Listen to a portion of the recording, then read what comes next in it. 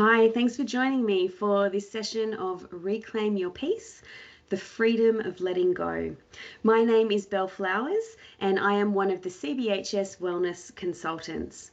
In this session, you're going to discover how much energy you've been wasting trying to control things and people that are outside of your influence. So together we'll explore how shifting your focus to what you can control can help you to feel much more empowered, resilient, and at peace in every situation.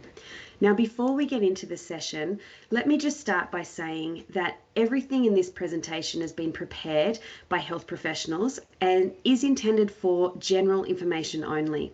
And it should never be relied upon for personal advice to you, and certainly does not supersede any advice given to you by your suitably qualified healthcare practitioners. Now, on another note, some information in this webinar might be triggering to some of you. So if at any point during this webinar you find yourself feeling a bit upset, please look after your well-being and leave the session early. I would also encourage you to please chat to a suitably qualified healthcare professional to support you through those emotions. So let us begin.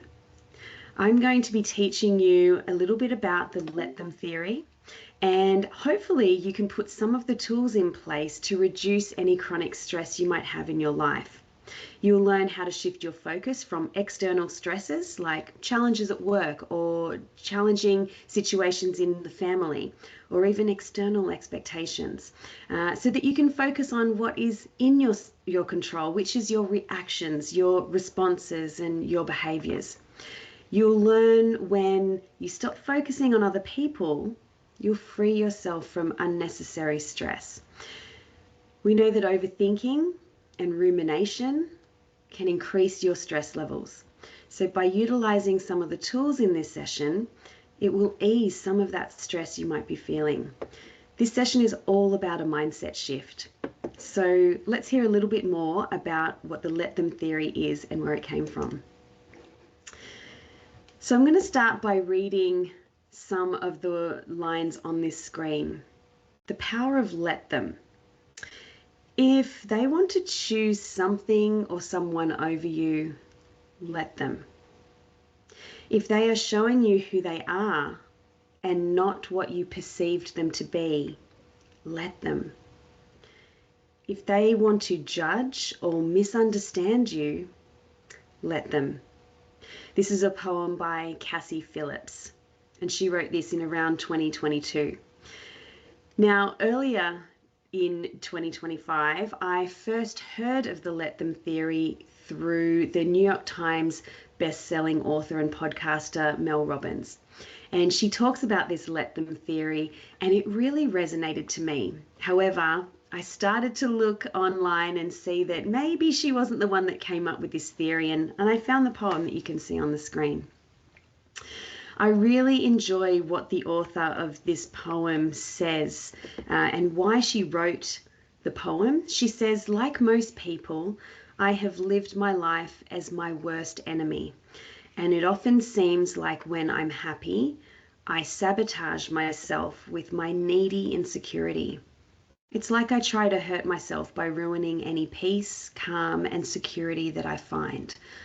Most of the time, I overreact and judge situations falsely. I always jump to conclusions. So what I've learned through listening to the let them theory, reading this poem, and then listening to how Cassie describes why she wrote this, it's made me see that perhaps I can respond in different ways, and I can create a little bit of space, some boundary between how other people act and what I decide and what I think about those situations. I'm wondering if there's anything that you see on the screen that resonates with you. I find that sometimes this can be really challenging. And so if you're feeling that, I'm going to ask you just to breathe with me now. Just take a deep breath. Let it go.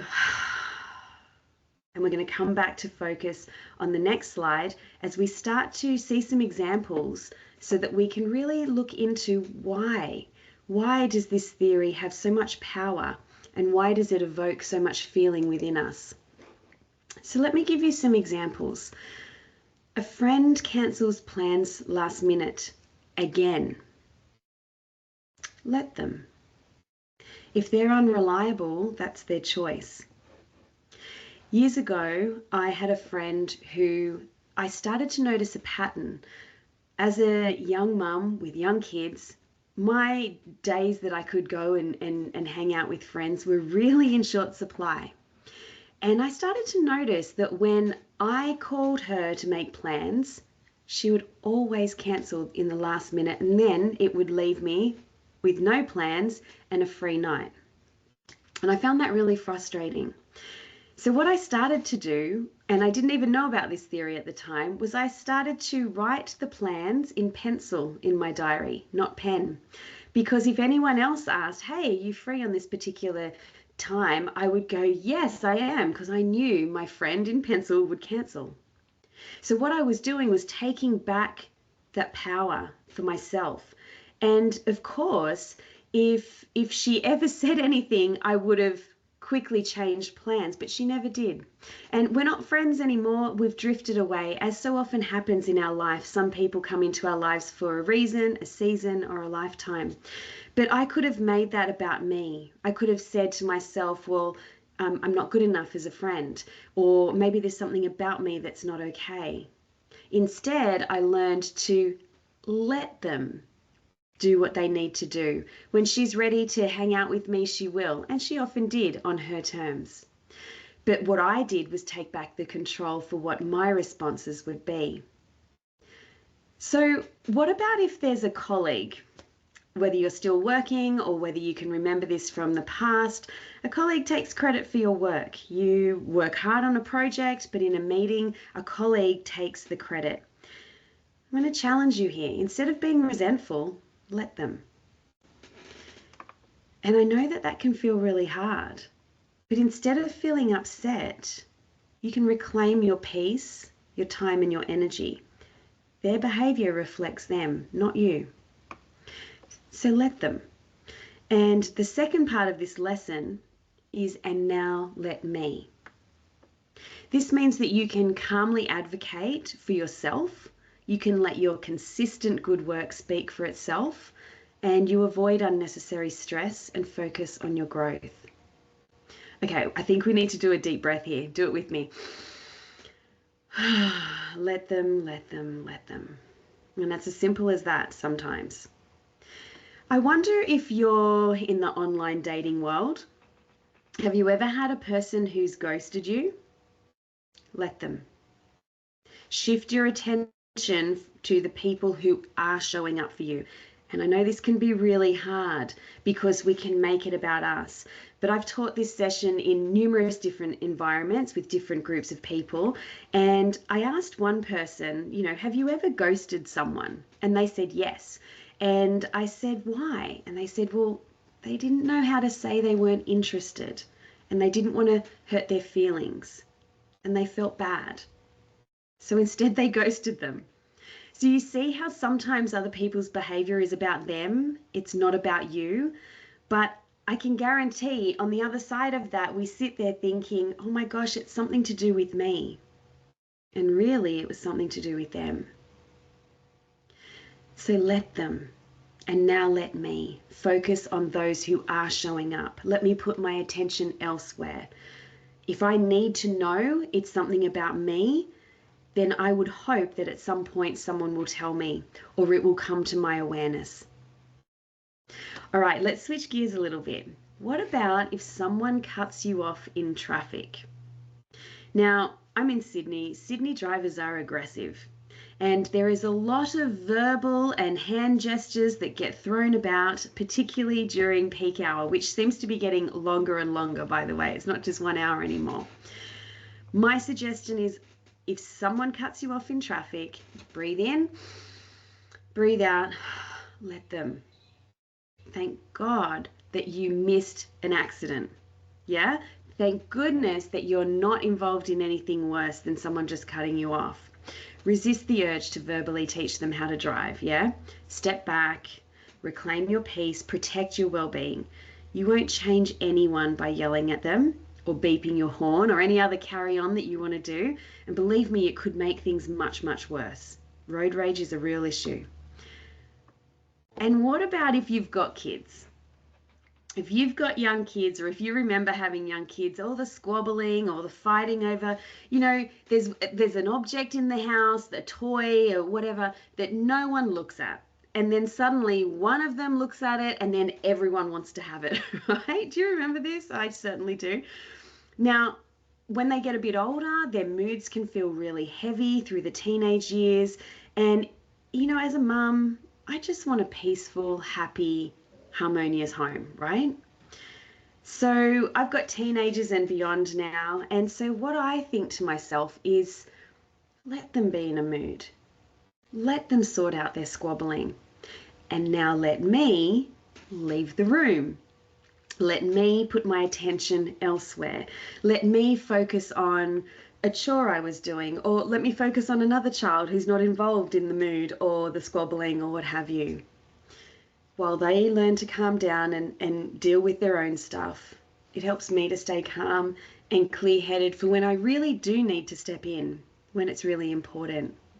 I was once coaching with a woman, and she said she had 3 really high needs boys, and she said, sometimes I can't let them sort it out. And so I said to her, well, let's develop this red, amber and green light system in your mind so that you can mentally help yourself prepare for what you do need to step into. That's a red light, we need to stop it. Or an amber light, we're going to watch and wait. Or a green light, just focus on you. So the let them theory really is all about recognizing what you do have influence and control over, and when you will only be making yourself feel bad if you're trying to control anything that's outside of yourself. So repeat after me in your mind, because you'll find this really calming. So breathe in, breathe out, and just repeat. Let them, let them, let them. It's really helpful if someone's being disagreeable or moody. So who can you apply this to? And some ideas on the screen. Start thinking about all of the different stress points in your life from people, situations around you. And what I want to say here is really important. There are times in your life that it is simply not okay to step back and not do or say anything.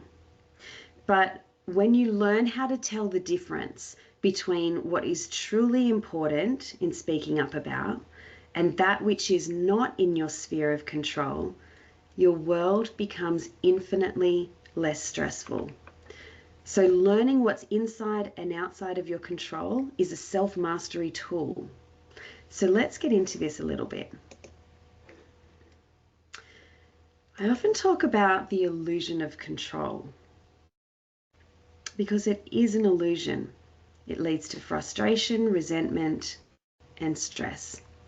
Researchers suggest that there's an underlying biological basis behind this idea that we have this desire to control our environment. We feel like we have a sense of control over the environment by making choices. But it gets really tricky when other people have different choices in mind and they don't do what we would consider preferable. We are hardwired for certainty. And so when something is uncertain, we get nervous, and this can trigger the stress response. So if we try to control others, we are actually creating this false sense of security. So let's have a look at some of the examples on the slide. I wonder if you recognize any of these in your own life. This could be you, or you might notice other people who do this as well. So at work, you might micromanage. In relationships, you might just expect your partner to know what you need without communicating anything, right? Or you might be what I lovingly refer to as a fixer, trying to change your partner with not much luck. I often work with couples who one partner has been trying to change the other for 35 years. Yeah, we need to recognize something when that's happening. It can be frustrating, but breathe in. Breathe out, let them, and now let me. In social situations, do you over-explain or justify your choices to say no? Or what about in parenting? Do you force your kids to do the things that you liked when you were young, or you did when you were young? Or do you even overschedule the kids? Noticing where you're trying to control and then taking a step back and recognizing what is most important, what is the biggest priority, can be the pathway to a much easier life. What happens when we let them be who they are? We shift from a reaction to an empowerment posture. And this mindset can reduce conflict, improve relationships, and bring inner peace. It also helps us to develop a strong inner locus of control, meaning that we focus on our own choices rather than on other actions. So let's talk about this internal versus external locus of control. When something goes wrong, it's common that people will cast blame on their misfortune, either on others or on themselves. And where we cast that blame will be according to our locus of control. And this concept describes the degree to which you feel a sense of agency or not in your life. So I'm going to give you an example, a workplace example, just to illustrate this a little more. So I want you to imagine that two people are applying for the same promotion. They both don't get it, but they respond differently based on their locus of control. So on the one hand, we have Jessie. Jessie has an external locus of control. So they didn't get the promotion, and they believe it was because of office politics and favoritism. That's why they didn't get promoted. So they feel like no matter how hard they work, decisions are out of their hands, and as a result, Jessie becomes disengaged, frustrated, and unmotivated. And then we have Alex. Now, Alex has an internal locus of control. Now, Alex didn't get the job either, but acknowledges how they feel disappointed for not getting it, but decides to refocus their attention on what they can control. They can seek feedback to get improvement on their skills and to actively position themselves for future opportunities. So in effect, they can then take action to grow. So researchers suggest that people with a more internalized locus of control have a more happy, successful, and healthier life than those who don't. Now, when it comes to your health, the more strongly you believe that your actions determine your future, the more likely you are to engage in healthy behaviors like eating well and exercising. So I want you to think about where you might land on that continuum, because it's usually not as black and white as I'm totally external, totally internal. And I want to share an example when I was coaching someone of a very firm external locus of control. I was working with a young woman who had a troublesome relationship with her mother. Her mother was often blaming others. And I said, could you give me an example? And she said, well, one Christmas, her mother made a big, fantastical looking, elaborate cake. And she was bringing it out to the table for everyone to enjoy, but they had to go downstairs and then out to the patio. And the mother was holding the cake and started to walk down the stairs and fell, and the cake and herself landed at the bottom. And the first thing that her mother said when she stood up was, "When did you move the wall?" And she'd lived in that house for many, many years, and the wall had never been renovated. Now, you might find that really strange, but I hear this a lot. We often blame that which we know is actually impossible because it is so hard to admit, oh my goodness, I wasn't careful enough. I didn't watch my step. I didn't ask for help, right? So I know that can sound really strange. Why would you ask if a wall had moved? And I remember when I first heard it, I was thinking, hey, hang on, that doesn't sound right. But yeah, sometimes we can be so blind to our own responses that we can't see the truth. I think it's kind of funny. And I also would have liked to have seen that cake because it sounded fantastical. But you see what I mean? What she could have done was say, oh my goodness, I slipped, I went too fast, I wasn't paying attention. And then you take back your power and you stop feeling all of that power and energy drain from you by going external. So let's do a scenario for yourself, okay? I'm going to give a very common example here. The scenario is no one helps out around the home. I hear this a lot. So I want you to think of a frustrating situation that you might be experiencing quite often where you're wanting people to do something, but they are just not rising to the occasion for you, okay? So in this example, I'm going to ask you to identify the situation, and then I'm going to ask you to write out in a sentence what this might look like for you. So my issue would be, I want my house to look tidy. I want it to be in order. And I ask people to help, but they just don't, or they don't do it the way I want them to do. Okay. So I'll give you a moment just to think of that and write it down. I do find it's much easier to get all of these thoughts out and onto paper so that you can actually see them and it stops taking up so much brain space. So think of something big. I feel like I'm the housemaid. I wish other people helped me. I find it hard to relax knowing there is so much housework to do and it all rests on my shoulders. So now that you've got that frustration written out in a sentence, you'll draw a table like what you can see here. One side is what's in my control, one side is what's not in my control.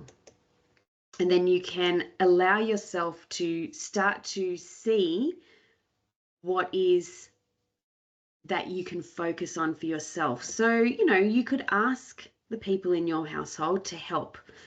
You can change the way you communicate. A big one here is deciding what is most important and a priority in this moment to focus on and what is not. And if you're one of those people that find it really hard to relax unless everything is in order, then I would encourage you to think about the boundaries that you're setting around your time. Maybe you can do some bargaining with yourself. If I'm going to sit down here, I'm going to make sure this is done and then I'm going to relax, just to give myself a bit of time. Or maybe I'm going to relax and give myself half an hour and then I'll get up and do what needs to be done. Recognize when you're willing to keep asking, or ask people to get buy-in back from them. Maybe when you're asking is not a manageable time for them. Maybe they need to rest after a long day as well. Let's start to look at the not in my control column. You cannot control if someone will be willing and happy to help you. I have often thought, why can't you just be happy when I ask you to do the chores? The reason is because chores are boring for most people. Some people take great pride in looking after their home. It's usually not the children. So if we know that, then we can start to create an environment where it becomes harmonious to help out and it's fun. Maybe you need to throw some music on. Maybe there needs to be a bit of, a competition. Who can do their part the quickest and then they win the prize, whatever the prize is, right? You can't control how quickly someone responds, but you can give parameters. You could say, hey, I would like you to do X in the next 2 hours. Would that be okay? You could say, hey, I need this to be done by the end of the night. Is that okay? And that way you're getting their buy-in. Something that you also can't control is how people do the chores. And that can be super frustrating, especially if it doesn't get done properly, things are unclean, things just need to be redone. That can be really frustrating. So that's where we can learn to guide and plan and structure, particularly if we're talking about kids who don't quite know how to do what you're asking them to do. But that's really where we start to create boundaries around our time and our energy. And also, there will be defensiveness or dismissiveness if people don't feel like you're being respectful of their time of what they prioritize. And if you feel like they're not being respectful of you and what you've prioritized. So that's where deeper communication comes in. So it's not as simple as it might seem at first. Once you've started to realize from the two sides of the column, you can actually start to reframe what it truly is that you need. And there's an example here on the screen. I can't control how others show up, but I can choose how I respond. Protecting my peace matters more than perfect order. Now, if you say, no, it has to be perfect, then that's going to be a real stressor for you. So this is really where we start to look at, how can I best manage myself within this environment that I find myself in? And then lastly, commit to one action that you can take to change what's been going on for you in this particular area. Focus on what you can control here. So this activity is really helpful because it can shift your focus from the frustration and the them into reinforcing where your power lies in your mindset and your choices. It's not easy, but it is worth it in the long term to protect your peace. So the point of that exercise was to help you see how managing these frustrations is critical for building resilience, because it will shift you from reactivity to empowerment. And in turn, that emotional drain can be lessened. Letting go of what you can't control prevents unnecessary frustration and possible burnout. It helps to encourage proactive problem solving. Less feeling powerless, more thinking, how can I move the needle a little on this? Helps you to navigate challenges more effectively. And it helps with emotional agility. This isn't about avoiding problems, this theory. This is about learning to adapt. Let them, and now let me. Helps you to bounce back a little bit quicker as well. And in turn, it will strengthen your confidence. Now, we all go through ups and downs. The message here is trying not to ruminate in the negative, because it will steal the joy of the present moment. So it is appropriate to talk to someone about how you feel. That could be a coach, a psychologist, a counselor. Now, I want to finish by addressing the elephant that may be in the room with us. On an online forum, I saw someone describe this theory, the let them theory, as the doormat theory. I wonder if you've thought that already. But I want to caution you here, it actually misses the point entirely. It's not a doormat theory when you say, okay, this is where this event, person, situation starts and finishes. Let them, and now what can I do? And there's a saying by Henry Ford, whether you think you can or you think you can't, you're right. So the takeaways I want you to have is that your mind is powerful. Learning how to use it wisely will be a great asset for your emotional well-being. And you can always choose to focus on what you can control, and be sure to speak to a well-being professional, such as a counselor or psychologist, if you're dealing with any challenges. And you know, your GP may be able to recommend a mental health plan for you, which is where Medicare subsidizes up to 10 sessions with a mental health professional. And depending on your level of cover, you may also be able to claim for psychology services on your CBHS extras once you've used your Medicare sessions. If you haven't already started a mindfulness practice, I'm going to encourage you to begin that today. And let's just breathe together once more.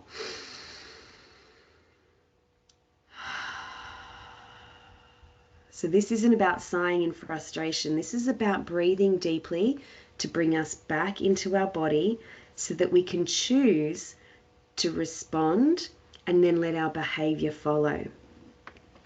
So if you like to write, I encourage you to use these journal prompts on the screen. Where in your life are you trying to control others? What situations, circumstances? And how would it feel to simply let them and focus on yourself instead. So that's all we have time for today. Thank you so much for joining. I hope that there was something that you could take into the rest of your day ahead and maybe think about over the next few weeks. Of course, always look after yourself in a way that feels aligned with your values. And if you ever do need someone to talk to, please do seek out suitably qualified healthcare professionals. Thanks again for joining me. Have a wonderful rest of your day.